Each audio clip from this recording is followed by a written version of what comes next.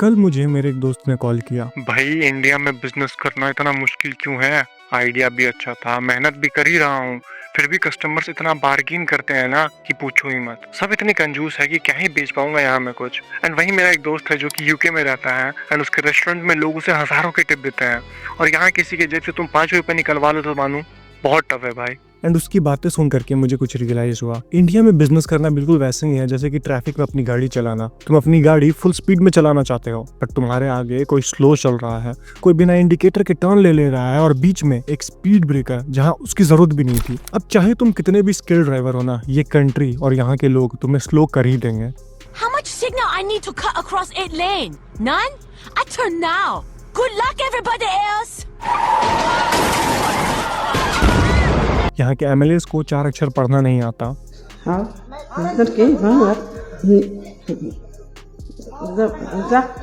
ऐसे ही कोई भी इलेक्ट हो जा रहा है जिसका ना कोई एम्बिशन है और ना कोई प्लान है। ब्लूप्रिंट क्या है? ब्लूप्रिंट में आपको कैमरे पे अभी कैसे बताऊँ, ये तो बहुत ही निजी चीज। इस समय मेरा सोने का समय और मैं बहुत कंफ्यूज्ड हो रही हूँ। एंड एग्जैक्टली यही नेता और अभिनेताओं का हाल है हमारे देश में। एंड यही वो पर्टिकुलर रीजन है जिसके कारण इंडिया से बहुत सारे बिजनेसमैन इस देश को छोड़ करके जा रहे हैं, और उसके साथ ही आजकल के यंग और एस्पायरिंग एंटरप्रेन्योर्स इंडियन मार्केट में अपना प्रोडक्ट लाना ही नहीं चाहते हैं, क्योंकि उनको सच पता है। आज वही सच मैं तुम्हें बताऊंगा। टॉपिक इंटरेस्टिंग लगा तो make sure to like this video, और कमेंट्स में ये जरूर बताना कि क्या तुम अपना बिजनेस बिल्ड करने के बाद इस देश में रहना चाहोगे। रमेश एक नॉर्मल लड़का है, सैलरी 20,000, सुबह ऑफिस जाता है, शाम को थका हुआ घर आता है। By the end of the month उसके फोन में एक नोटिफिकेशन आता है 1280 रुपीज लेफ्ट। एंड अब इसके साथ वो क्या करे, रहने के लिए जो अपार्टमेंट उसने ले रखा है उसका रेंट आता है 9,000 रुपए, जो उसने मेस में ज्वाइन कर रखा है उसका खाने का पैसा आता है 3500 रुपए, कम्यूट का 1500, और फैमिली को भी हर महीने कम से कम 3,000 रुपए भेजने ही पड़ते हैं। फोन और इंटरनेट लेकर के 1,000 रुपए और मान लो। एंड अब उसके बाद उसके पास बचा क्या, हार्डली 1,000 से 2,000 रुपए। एंड अब उसी के बीच में तुम एक बिजनेसमैन हो जो उसे 500 रुपए का सामान बेचने आए हो। अब वो ये जरूर सोचेगा कि भाई ये 500 रुपए इतने में मैं आधे महीने तक जोमेटो से कुछ खा लूंगा, क्या मुझे ये चीज़ खरीदना चाहिए, ये नहीं खरीदना चाहिए। उसे भले ही उस चीज़ का जरूरत हो तुम्हारे प्रोडक्ट का, बट फिर भी तुम्हारे प्रोडक्ट को खरीदने से पहले वो 10 बार जरूर सोचेगा। और वो कंजूस नहीं है, वो सिर्फ सर्वाइव कर रहा है। एंड इंडिया में 90% लोग रमेश जैसे ही हैं। तो तुम्हें ये रियलाइज करना होगा कि अपने प्रोडक्ट के लिए, अपने सर्विस के लिए तुम्हें जो मार्केट साइज सोच रखा है ना, वो है ही नहीं। एंड इंडिया के अंदर मनी डिस्ट्रीब्यूशन का हालत इतना खराब है कि more than 90% of the people सिर्फ सर्वाइवल मोड पे हैं। वो सिर्फ खाते हैं और जीते हैं, एंड वो अपना पेट पालने के अलावा और कुछ भी नहीं कर सकते हैं। And it's not a mindset issue, ये सिंपल मैथ्स है। चलो अब दूसरा सीन देखते हैं। प्रिया जो है वो एक हैंडमेड स्किन केयर ब्रांड चलाती है। जो वो मटेरियल्स लेती है उसके लिए उसका 200, पैकेजिंग का 50 रुपया, ऑपरेशंस के लिए उसे 100 रुपये और लगते हैं। उसने स्टाफ रखे हैं तो पर प्रोडक्ट उसका स्टाफ का चार्ज जाता है 50 रुपया। मार्केटिंग टीम में वो 50 रुपये पर प्रोडक्ट देती है, तो टोटल जाता है उसका 450 रुपये का खर्चा। एंड अब उसके बाद वो अपने प्रोडक्ट का ओवरऑल कॉस्ट एस्टिमेशन रखते हुए अपने प्रोडक्ट के लिए चार्ज करती है 650 रुपये। Valid right? लेकिन अमेजोन पर एक ब्रांड है जो कि उसी की तरह सेम प्रोडक्ट 399 रुपए में बेच रहा है। एंड उसी के मोहल्ले के बगल में एक लोकल मार्केट है जहां पर सेम चीज का कॉपी 350 रुपए में मिलता है। एंड फिर इंडियन कस्टमर्स आकर के उसे बोलते हैं कि आपका प्रोडक्ट अच्छा है, बट वो वाले भैया ना 350 में दे रहा है, एंड अमेजोन पे मैंने 400 रुपए में देखा था। क्या ही बेच लोगे। प्रिया की आंखों में 2 सेकंड के लिए एक हेल्पलेस लुक आता है, क्योंकि वो जानती है कि अगर वो क्वालिटी के साथ कॉम्प्रोमाइज करेगी तो वो भी बस एक 3rd ग्रेड लोकल मार्केट का एक वेंडर बन के रह जाएगी। और अगर प्रीमियम बना करके बेच रही है तो कोई ले नहीं रहा है, क्योंकि यहाँ बस सब बार्गेनिंग और कंजूसी करने में लगे हैं। एंड यही है एक इंडियन एंटरप्रेन्योर का सबसे बड़ा दुख। और इसी कारण से सब कुछ सही करने के बाद भी 99% ऑफ द इंडियन स्टार्टअप्स कभी ग्रो नहीं करते हैं और बस सर्वाइवल मोड में ही रहते हैं, क्योंकि अगर वो अच्छा चार्ज करेंगे प्रॉफिट के लिए तो उनसे कोई खरीदेगा नहीं, और क्वालिटी डाउन करेंगे तो फिर उनका कोई वैल्यू नहीं है। तो अब चलो एक और सीन इमेजिन करो। अमन एक प्रिंट शॉप ओनर है, सुबह दुकान खोलता है, चाय बन ही रहा होता है, तभी फोन पर एक मैसेज देखता है। वो उसके जीएसटी के क्लॉज में कुछ एरर था, इसी के लिए उसे नोटिस आया था। एंड फिर वो सोचता है कि अब क्या करूं, पिछले महीने ही तो फाइल किया था और कोई बड़ी गलती थी भी नहीं, बस एक छोटा सा मिसमैच हुआ था। एंड इंडिविजुअली स्मॉल भी लगता है, बट साल भर के अंदर GST returns, TDS, labour compliances, shop licence, electronic invoicing और साथ ही साथ रैंडम इंस्पेक्शंस भी कॉज कराता है। अमन का पूरा बिजनेस एक तरफ चलता है और उसके साथ साथ ये कंप्लायंसेस, ये जो लॉज है, ये पॉलिसीज है, वो उसे अलग फिजिकली ड्रेन कर रही होती है। इसमें गवर्नमेंट का इंटेंट गलत नहीं होता है, बल्कि उसके कॉम्प्लायंसेस में जो कॉम्प्लेक्सिटी है ना, वो छोटे बिजनेसेस को बर्बाद कर देती है। अब इमेजिन करो कि ये तीनों लोग एक ही बोट में बैठे हुए हैं। कस्टमर रमेश जिसके पास पैसे कम है, महीने के एंड में उसके पास बचता 1500 से 2000 रुपए। एंड अब इसी में नेटफ्लिक्स, फूड, पेट्रोल और तुम्हारा प्रोडक्ट सब के सब कम्पीट कर रहे हैं। दूसरा है एंटरप्रेन्योर प्रिया या अमन,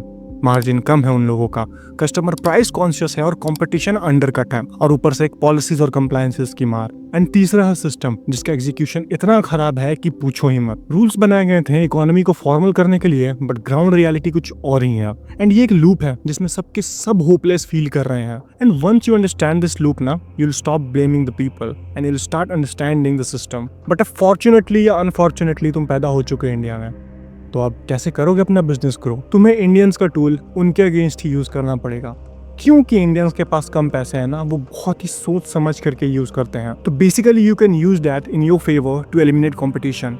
रिटर्न ऑन इन्वेस्टमेंट बेचो। तो कैसे? तो अगर तुम्हारा 5,000 का कोई प्रोडक्ट है, सर्विस है या फिर कोई कोर्स है ना, तो मेक श्योर कि वो यूजर को एटलीस्ट 20 to 30,000 का प्रॉफिट बना करके दे इन रिटर्न। और अगर लोग सिर्फ प्राइस ही देख रहे हैं ना, तो तुम्हें ज्यादा वैल्यू देने की जरूरत भी नहीं है। कम प्राइस में मास पॉपुलेशन के साथ खेल सकते हो तुम, जैसे कि फिजिक्स वाला ने किया। उनके कोर्सेज केवल 4,000 से स्टार्ट होते हैं, इसीलिए लोग ले पा रहे हैं, अनलाइक अदर एडटेक कंपनी जो कि 60,000 70,000 के ऑनलाइन कोर्सेज बेचा करते थे, इसीलिए वो डूब चुके हैं आज के डेट पे। तो basically people don't by your product, they by what your product does for them and how much return will they get on the amount they invested। यही है बेसिक फंडा। और सेकंड ऑप्शन ये है कि अगर तुम्हें मासेस को केटर नहीं करना है, तो तुम जा सकते हो नीश में, अल्ट्रा नीश में, एकदम छोटा सा मार्केट जो तुम्हें एक्चुअली में अच्छा अमाउंट पे कर सके। एंड इसके बेस्ट एग्जांपल्स हैं प्रीमियम पेट फूड, या फिर B2B सॉफ्टवेयर मार्केटिंग, या फिर high ticket consulting. But in सब के बाद भी ना तुम्हें एक पॉइंट समझना पड़ेगा कि इंडिया बहुत ज्यादा अनप्रेडिक्टेबल मार्केट है, और अगर इस मार्केट में तुम्हारे पास सिर्फ एक प्रोडक्ट या फिर एक इनकम सोर्स है ना, तो बहुत बड़े रिस्क में हो तुम, ये याद रखना। तो digital, offline plus recurring income, ये तीनों पर ध्यान दो, तभी तुम्हें स्टेबिलिटी मिलेगी इस इंडियन इकोनॉमी में। जैसे कि मेरा एग्जाम्पल ले लो, अब मैं ये यूट्यूब कर रहा हूँ ताकि मैं आगे जाकर के एक ऑनलाइन इनकम सोर्स और एक लीड जनरेशन सोर्स बना सकूं। साथ में मेरा बिजनेस भी है जो कि मेन इनकम देगा, एंड साथ ही साथ मैं फ्रीलांसिंग भी करता हूं, एंड जरूरत पड़े की जॉब भी करूंगा। तो ऐसे ही तुम्हारे पास भी बहुत सारे इनकम सोर्सेज होने चाहिए, तभी तुम जा करके सिक्योर होकर के रिस्क ले पाओगे, बहुत अच्छे रिस्क ले पाओगे, एंड उनमें से ही एक इवेंचुअली कुछ बड़ा बन जाएगा। और अगर इनकम की बात हो ही रही है, तो you know global market is the cheat code. आज की डेट में एक $1 करीबन 90 रुपए से भी ज्यादा हो चुका है, एंड ऐसे बहुत सारे सोर्सेज है जिससे कि तुम डॉलर्स में अर्न कर सकते हो, इंडिया में भी रहते हुए। Why did you did this? Ma'am, why did you redeem? Hold on. Let me go ahead and do the next card for you then, Steve. Are you mad? Are you mad? Why are you redeeming cards? Hello? And नहीं, ये वाला नहीं, freelancing कर सकते हो, या फिर एक यूट्यूब चैनल जो कि फॉरेन बेस्ड हो, क्योंकि फॉरेन ऑडियंस का मोनेटाइजेशन ऑन होने पे पर 1000 व्यूज पे ज्यादा पैसे मिलते हैं as compare to an Indian audience. या फिर कोई ऐसा सर्विस जो कि फॉरेन ऑडियंसेस के लिए हो, जो कि तुम इंडिया में बैठे बैठे डिलीवर कर सको। एंड ट्रस्ट में, आज के डिजिटल एज में किसी से भी कनेक्ट करना कहीं पे भी बैठे बैठे बहुत ईजी है। बट एज ए इंडियन फिर भी तुम्हें दिक्कत आएगा ही, तो पहले try to improve your accent, या फिर hire someone who has a good accent, नहीं तो फिर स्कैमर ही लगोगे तुम। Most of the crowd was in India. What should they focus on first to help them get US clients? Speaking English without an accent, by far the number one. If you look Indian and speak American English, no one will even think you're Indian, and you'll be able to charge US prices. अब I know India challenging है, but impossible नहीं है, क्योंकि इसी system में लोग cafes बना रहे हैं, कोचिंग एम्पायर्स खोल रहे हैं, एजेंसी स्केल कर रहे हैं, D2C ब्रांड्स लॉन्च कर रहे हैं, और फ्रीलांसर्स 2 से 5 लाख रुपए कमा रहे हैं महीने के। ऐसा क्यों?